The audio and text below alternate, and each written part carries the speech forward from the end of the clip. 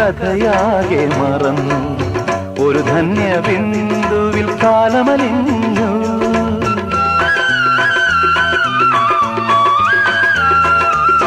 എരിവേനൽ ചൂടിന്റെ കഥയാകെ മറന്നു. ഒരു ധന്യ ബിന്ദുവിൽ കാലമലിഞ്ഞു.